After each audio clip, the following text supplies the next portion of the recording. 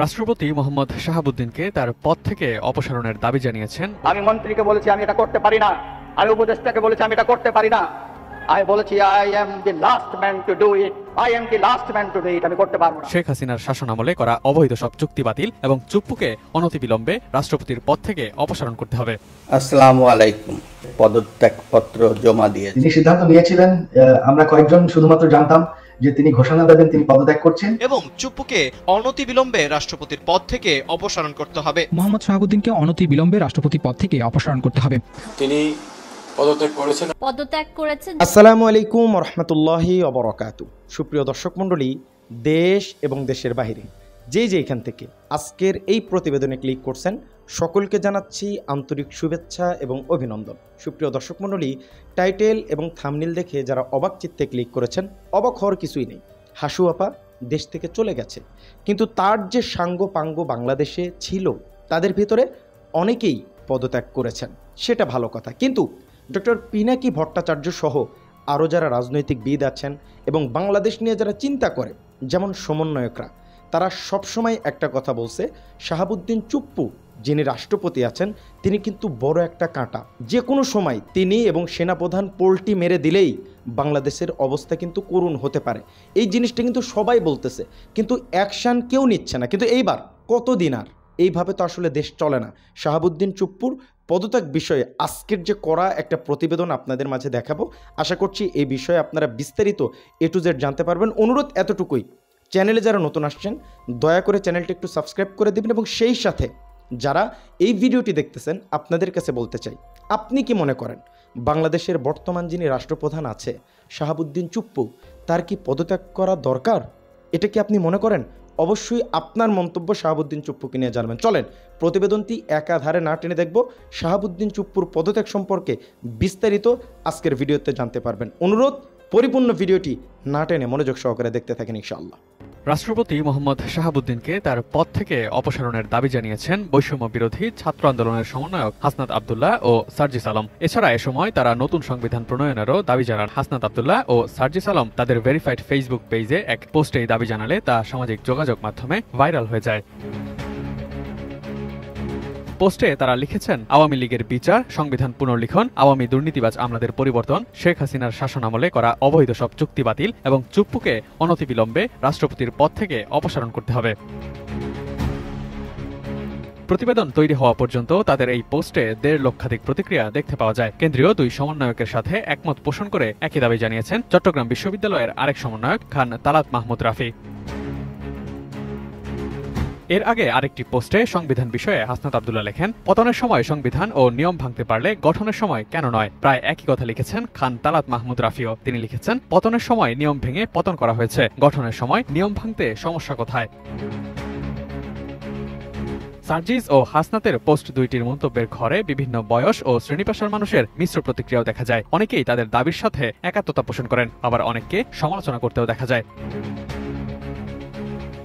নির্মাণ কাজও আমি বেছে নেই CSRM TMT 500W, committed for better still। Sheikh Hasina সরকারের পতনের 2 মাস হতে যাচ্ছে। এখনো সরকারের বিভিন্ন স্তরে সংস্কারমূলক কার্যক্রম চলছে, যার মধ্যে কমিশন গঠন করে বিগত সময়ের বিভিন্ন বিষয়ের তদন্ত করা হচ্ছে। সরকারি কর্মকর্তাদের বদলি, পদোন্নতি ও পদায়ন উল্লেখযোগ্য। সংস্কারমূলক কাজের মধ্যে অন্যতম একটি দাবি হচ্ছে গণপ্রজাতন্ত্রী বাংলাদেশের সংবিধান সংশোধন। এই লক্ষ্যে রাষ্ট্রবিজ্ঞানী ডক্টর আলী রিয়াজকে প্রধান করে অন্তর্বর্তীকালীন সরকার একটি সংবিধান সংস্কার কমিশনও গঠন করেছেন, যার উদ্দেশ্য হল অতীতের সাংবিধানিক ব্যর্থতার কারণ সম্পর্কে একটি প্রতিবেদন তৈরি করা এবং একটি নতুন অন্তর্ভুক্তিমূলক ও গণতান্ত্রিক সংবিধান প্রণয়নের জন্য গণপরিষদ নির্বাচনের একটি রোডম্যাপ তৈরি করা। এদিকে বাংলাদেশের শাসন বিভাগের সর্বোচ্চ ব্যক্তি হলেন রাষ্ট্রপতি। রাষ্ট্রপতি গণপ্রজাতন্ত্রী বাংলাদেশের রাষ্ট্রপ্রধান। রাষ্ট্রপতির পদত্যাগের বিষয়ে বিদ্যমান সংবিধানের 50 নম্বর অনুচ্ছেদে বলা হয়েছে, রাষ্ট্রপতি দায়িত্ব গ্রহণের দিন থেকে 5 বছর শপথে আসীন থাকবেন এবং মেয়াদ পূর্ণ হওয়ার পরবর্তী রাষ্ট্রপতি দায়িত্ব গ্রহণ না করা পর্যন্ত তিনি শপথে বহাল থাকবেন। কিন্তু নির্দিষ্ট মেয়াদ পূর্ণ হওয়ার আগে তিনি পদত্যাগ করতে চাইলে তাকে সংসদের স্পিকারের বরাবর লিখিতভাবে তা জানাতে হবে। কিন্তু বর্তমান পরিস্থিতিতে রাষ্ট্রপতির আদেশে সংসদ বিলুপ্ত করা হয়েছে। একই সাথে বিদায়ী সংসদের স্পিকার শিরিন শারমিন চৌধুরী পদত্যাগ করেছেন এবং সেই পদত্যাগপত্র গৃহীত হওয়ায় বর্তমানে রাষ্ট্রপতির পদত্যাগ গ্রহণ করার মতো সাংবিধানিক কোনো পদাধিকারযুক্ত ব্যক্তি নেই। তাই সমন্বয়কগণ নিয়ম ভেঙে পতন ঘটাতে পারলে নিয়ম ভেঙে গঠন করার দাবিও জানাচ্ছেন। সম্মানিত দর্শক মণ্ডলী, এই পর্যন্ত যারা ভিডিও চিত্রগুলো দেখছেন, এইবার সে সম্পর্কে আরও একটি গুরুত্বপূর্ণ প্রতিবেদন আছে। আমি মনে করছি সেই প্রতিবেদনটিও আপনার দেখা দরকার। চলেন সে প্রতিবেদনটিও দেখে আসি।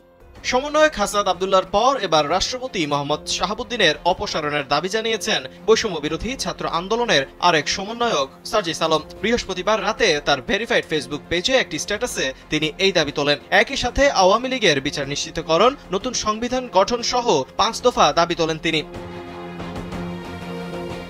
স্ট্যাটাসে তিনি লেখেন, আওয়ামী লীগের বিচার নিশ্চিতকরণ, নতুন সংবিধান গঠন, আওয়ামী দুর্নীতিবাজ আমলাদের পরিবর্তন, হাসিনার আমলে করা সকল অবৈধ চুক্তি বাতিল এবং চুপ্পুকে অনতিবিলম্বে রাষ্ট্রপতির পদ থেকে অপসারণ করতে হবে। স্যান্ডেলিনা সো, রূপচর্চায় আভিজাত্য। এর আগে একই দিন সমন্বয়ক হাসনাত আব্দুল্লাহ একই দাবি জানান। তার এক ফেসবুক পোস্টে আওয়ামী লীগের বিচার ও দুর্নীতিবাজ আমলাদের পরিবর্তন সহ আরো বেশ কয়েকটি দাবি জানান তিনি। সেখানে তিনি লিখেন, আওয়ামী লীগের বিচার নিশ্চিতকরণ, নতুন সংবিধান গঠন, আওয়ামী দুর্নীতিবাজ আমলাদের পরিবর্তন, হাসিনার আমলে করা সকল অবৈধ চুক্তি বাতিল ও চুপ্পুকে অনতিবিলম্বে রাষ্ট্রপতির পদ থেকে অপসারণ করতে হবে। এর আগে শিক্ষার্থীদের আন্দোলনের মুখে পদত্যাগ করতে বাধ্য হন সাবেক প্রধান বিচারপতিও। নিয়োগ দেওয়া হয় নতুন বিচারপতি। পদত্যাগ করেছেন জাতীয় সংসদের স্পিকার শিরিন শারমিন চৌধুরী। রাষ্ট্রপতি মোহাম্মদ শাহাবুদ্দিনের কাছে পদত্যাগপত্র জমা দিয়েছেন তিনি। শেখ হাসিনার সরকার পতনের 27 দিনের মাথায় পদত্যাগ করলেন স্পিকার। 2013 সালের 30 এপ্রিল স্পিকার নির্বাচিত হন শিরিন শারমিন। এরপর থেকে টানা তিনি এই দায়িত্বে ছিলেন। গত 7 জানুয়ারি নির্বাচনে আওয়ামী লীগ জয়ী হয়ে সরকার গঠনের পর শিরিন শারমিন চৌধুরীকে আবারও স্পিকার নির্বাচিত করা হয়। এর আগে গেল 27 আগস্ট রংপুরে তার বিরুদ্ধে একটি হত্যা মামলা করা হয়েছে। সুপ্রিয় দর্শক মণ্ডলী, ভিডিও চিত্রগুলো দেখলেন। শাহাবুদ্দিন চুপ্পুকে নিয়ে অনেকেই কথা বলতেছে এবং সমন্বয়ক সার্জিত এবং হাসনাত আব্দুল্লাহ যারা আছে এবং আরও 2 জন যারা উপদেষ্টা মণ্ডলীতে আছে, নাহিদ ভাই এবং আসিফ ভাই, তারা এই ব্যাপারে এখন কথা বলতে পারবে না, তারা শুধু কাজ করবে। মনে হচ্ছে যে এটা একটা আতঙ্ক।